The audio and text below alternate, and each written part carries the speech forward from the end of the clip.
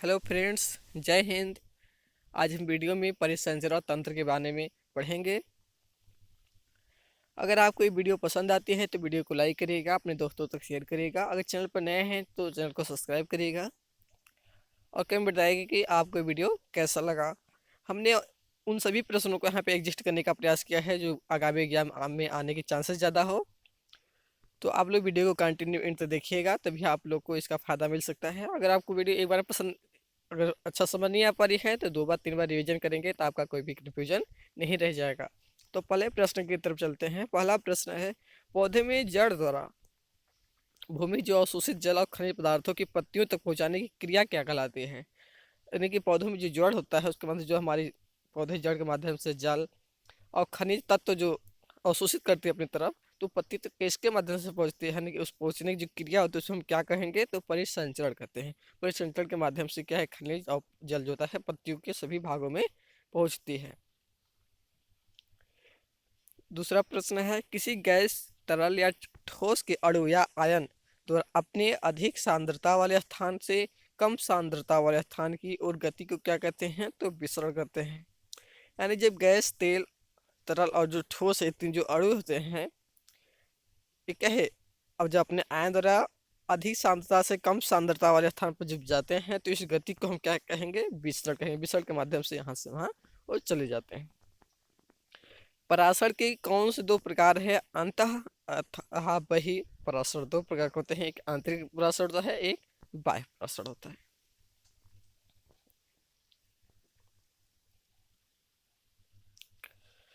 अंतः पराशर के कारण कोशिका में जल के द्वारा कोशिका भित्तियों पर डाले जाने वाले दाब क्या कहलाता है, यहाँ पर हो जाएगा स्फीति दाब। विसरण द्वारा न्यूनता को किस अन्य नाम से जानते हैं, तो चूसण दाब। कपास के रेशे, बीज और लकड़ी का जो बुरादा किस क्रिया द्वारा जल सोखते हैं, तो अंतः शोषण के माध्यम से क्या है, जल को अवशोषित करते हैं।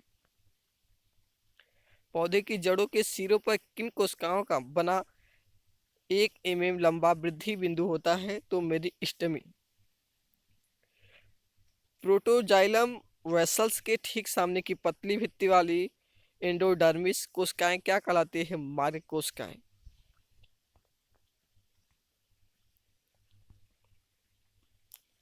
रंध्रीय वाष्पोत्सर्जन द्वारा कितने प्रतिशत तक जल निकलता है, तो 97% तक हो जाएगा। रंध्र के माध्यम जो वाष्पोत्सर्जन होता है तो कितने प्रतिशत होता है, 97%। पौधे में जो रंध्र होता है उसके माध्यम 97% क्या है, जल वाष्पोत्सर्जन की क्रिया द्वारा बाहर निकल जाती है। पौधों की सतह पर पाए जाने वाले लेयर को क्या कहते हैं, तो हम क्यूटिकल कहते हैं। साइनस बीजोसस व कोनस आर्टियोजस किस कशेरुकी में उपस्थित होते हैं, तो मत्स्य में होते हैं। मत्स्य का उदाहरण की बात करें तो लेबिया स्कूलियोडॉन एक क्या है, मत्स्य का उदाहरण है। किस कशेरुकी में द्वितंत्री परिसंचरण तंत्र पाया जाता है, तो उभयचर में। शरीर में रक्त का कुल परिमाण कितना होता है, तो 5 लीटर, या शरीर भार का 5/12वां भाग क्या होता है, रक्त होता है। रक्त का कितने प्रतिशत भाग तरल या प्लाज्मा होता है, तो 55%। रक्त का 45% भाग किससे बना होता है, रक्त कोशिका के माध्यम से। और रक्त के कितने प्रतिशत भाग में कण होते हैं, यानी कण होते हैं, तो 45% भाग पर। रक्त के 55% भाग में क्या उपस्थित है, तो रक्त प्लाज्मा होते हैं।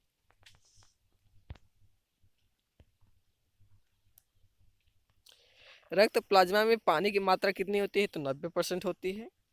रक्त प्लाज्मा में प्रोटीन, शर्करा, वसा की मात्रा कितनी होती है, 6 से 9% के बीच में होती है। स्तनधारी नर के रुधिर में प्रति घन मिमी एरिथ्रोसाइट की संख्या कितनी होती है, 55 लाख होती है। मादा के रुधिर में प्रति घन मिमी एरिथ्रोसाइट की संख्या कितनी होती है, तो 5 लाख हो जाएगी। मनुष्य में लाल रुधिराणु का व्यास कितना होता है, 7.5 माइक्रोन। लाल रुधिर कणिकाओं लाल रुधिराओं के कोशिका द्रव्य में लाल रंग का कौन सा आयन यौगिक होता है, तो हीमोग्लोबिन होता है। हीमोग्लोबिन में आयरन किस अवस्था में होता है, तो फेरस अवस्था में होती है। लाल रक्त कोशिकाओं की आयु कितनी होती है? 110 से 120 दिन तक। मनुष्य में श्वेत रुधिराओं की संख्या प्रति घन मिमी कितनी होती है? तो 5000 से 9000 मिमी होती है। श्वेत रुधिराणु का जीवन काल कितना होता है? 2 सप्ताह तक। श्वेत रुधिराणुओं की संख्या में वृद्धि होने से कौन सा रोग हो जाता है? तो ल्यूकीमिया होता है। ल्यूकीमिया होता है।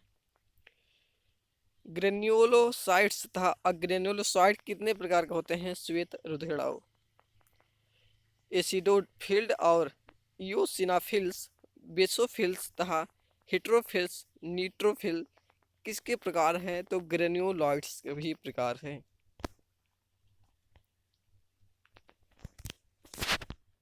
लिम्फोसाइट तथा मेनोसाइट किसके प्रकार हैं? तो अग्रेन्युलोसाइट्स के प्रकार होते हैं, लिम्फोसाइट एंड मोनोसाइट्स। न्यूट्रोफिल्स तथा मोनोसाइट्स वर्ग के श्वेत रक्त कण क्या कहलाते हैं? फैगोसाइट्स। हमारे शरीर में प्लेटलेट्स या थ्रोम्बोसाइट की संख्या घन मिमी कितनी होती है? 3 लाख होती है। मनुष्यों में कितने रुधिर वर्ग पहचाने गए हैं? 4। कौन सा रुधिर किसी भी रुधिर वर्ग के व्यक्ति को दिया सकता है? तो रुधिर ओ, यानी कि जो हमारा ओ ग्रुप का ब्लड होता है उसको दिया जा सकता है किसी भी वर्ग को। ओ ग्रुप ऐसा ग्रुप है जो किसी भी वर्ग को ये ब्लड दिया जा सकता है। और 4 प्रकार के रुधिर पाए जाते हैं जो ब्लड होती है। कौन सा रुधिर वर्ग व्यक्ति चारों वर्गों के रुधिर ग्रहण कर सकता है? तो ए बी जो वर्ग है रुधिर, वो सभी 3 प्रकार के जो वर्ग हैं उस चारों उसको अपने तरफ ग्रहण कर सकता है।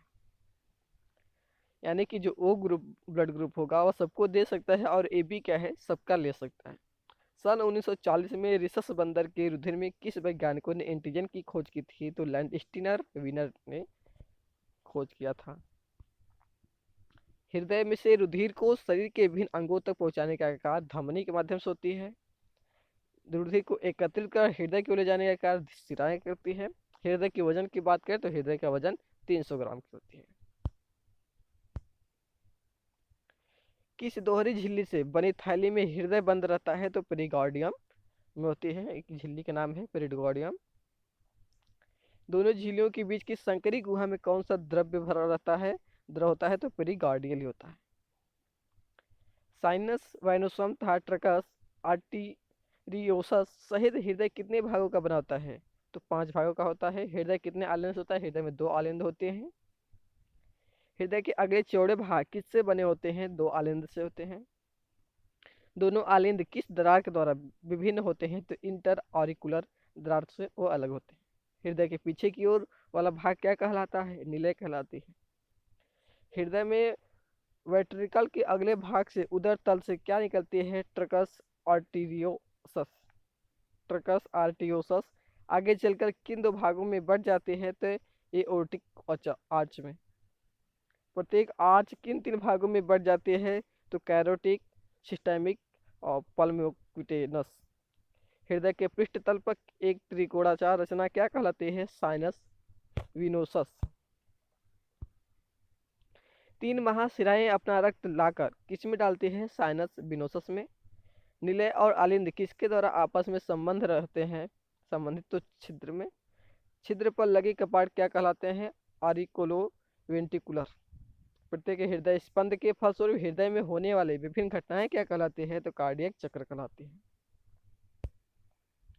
आप यहाँ हृदय में देख सकते हैं, हृदय में 2 आलिंद होते हैं। आलिंदों के संकुचन को क्या कहते हैं? एट्रियल सिस्टोल कहते हैं। पश्च महाशिराओं द्वारा संपूर्ण शरीर से लाया हुआ अशुद्ध जो रुधिर वो कहाँ होता है? वह दाया आलिंद में चला जाता है। संकुचन से रक्त दाहिने निलय से होता हुआ पल्मोनरी धमनी द्वारा कहाँ पहुंचता है? तो फेफड़े में पहुंचता है। रुधिर का ऑक्सीजनीकरण भी फेफड़े में होता है। 100 मिलीग्राम रक्त में हीमोग्लोबिन की मात्रा प्रत्येक पुरुष में कितनी होती है? 16 ± 2 होती है। यानी 16 से 18 तक भी हो सकती है, 16 से 14 तक भी हो सकती है। तो यहाँ पे 100 मिलीग्राम रक्त में हीमोग्लोबिन की मात्रा प्रत्येक पुरुष में 16 से 14 से 18 तक के बीच में होती है। 100 मिलीग्राम रक्त में हीमोग्लोबिन की मात्रा प्रत्येक स्त्री में कितनी होती है? तो 14 से लेकर, यह भी हो जाएगा, यह 12 से 16 तक होगा। 10 लाख वर्ग मिमी 10 लाख वर्ग मिमी रक्त में आरबीसी की मात्रा प्रत्येक पुरुष में कितनी होती है? तो 5.4 से लेकर 0.8 तक। 10 लाख वर्ग मिमी में आरबीसी की मात्रा प्रति स्त्री की बात करें तो 4.8 से लेकर 0.6 तक होगी। प्रत्येक वर्ग मिमी रक्त में डब्ल्यूबीसी की मात्रा प्रत्येक पुरुष में कितनी है? तो 43 होती है। वहीं स्त्री की बात करें तो स्त्री में प्रति वर्ग मिमी रक्त में डब्ल्यूबीसी की मात्रा प्रत्येक स्त्री में 10,800 होती है। काफ़ी ज़्यादा होती है पुरुषों से ज़्यादा। प्रत्येक पुरुष स्त्री के रक्त में न्यूट्रोफिल्स कितने प्रतिशत होता है? 34.75%, यानी 34.75%। प्रत्येक पुरुष स्त्री के रक्त में लिम्फोसाइट्स कितने प्रतिशत होता है? 20 से लेकर 40% होता है। प्रत्येक पुरुष स्त्री के रक्त में मोनोसाइट्स कितने प्रतिशत होता है? तो 3 से लेकर 15% तक। प्रत्येक पुरुष स्त्री के रक्त में ईओसिनोफिल्स कितने प्रतिशत होता है? 1 से लेकर 3% तक हो जाएगी।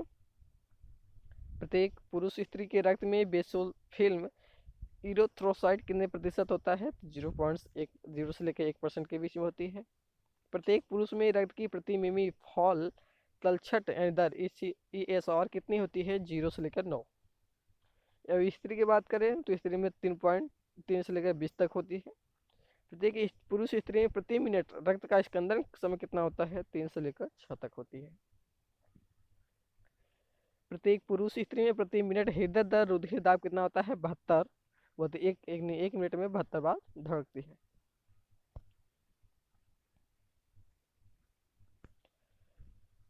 प्रत्येक पुरुष स्त्री में रुधिर दाब यानी प्रसंकुचन या शिथिलतन प्रति मिमी पारा कितना होता है? 120 से लेकर 80 तक होती है। हृदय की कार्डियक पेशियों में के स्पंदन संकुचन को क्या कहते हैं? हृदय स्पंद कहते हैं।